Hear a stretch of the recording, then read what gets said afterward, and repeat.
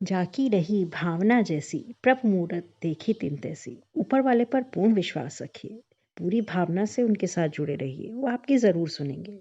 एक व्यापारी था जिसे व्यापार में बहुत नुकसान हो रहा था और वो बहुत परेशान था। वह भगवान में विश्वास नहीं रखता था और ना ही कभी मंदिर जाता था, ना ही कभी उसने पूजा पाठ किया था। उसकी परेशानियां बढ़ती ही जा रही थी। एक दिन वह अपने एक मित्र से मिलने गया। उसे उदास देखकर उसके मित्र ने उससे उदासी का कारण पूछा तो उसने अपनी परेशानी बताई। उसके मित्र ने कहा, जानते हो तुम्हारे साथ ये परेशानियां और तकलीफें क्यों हैं? क्योंकि तुम ना तो कभी मंदिर जाते हो और ना ही कभी पूजा पाठ करते हो।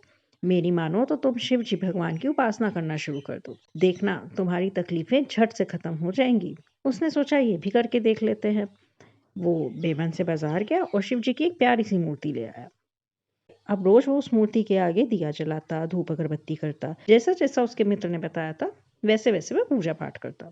समय बीतता गया पर उसकी स्थिति में कोई सुधार ही नहीं हुआ। उसके जीवन की कठिनाइयां जैसे की तैसी ही बनी थी।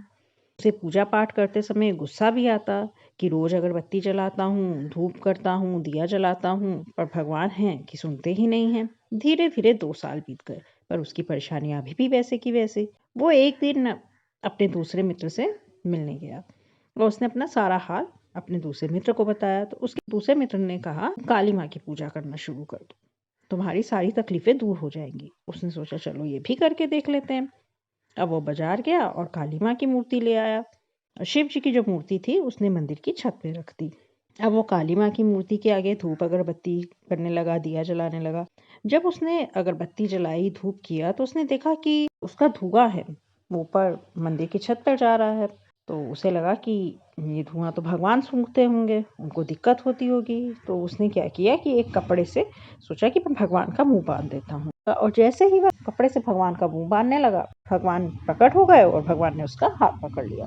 तो उसने भगवान से कहा, अब तक तो मैं इतना पूजा पाठ करता रहा, मैंने इतना दिया जलाया, इतना आपके आगे अगरबत्ती जलाई, तब तो आप नहीं आए, आज आप प्रकट हो गए। तो ईश्वर ने हंसकर कहा, आज तक तुम मुझे मान ही कहाँ रहे थे। अभी तक तो तुम मुझे पत्थर की एक बेजान मूर्ति मान रहे थे। आज तुम्हें यकीन हुआ है कि मैं वास्तव में हूँ और मुझे धुएं से दिक्कत होती होगी और तुम मेरा मुंह बांधने जा रहे थे। आज जब मेरे होने पर तुम्हें पूर्ण विश्वास हो गया तो मैं आ गया।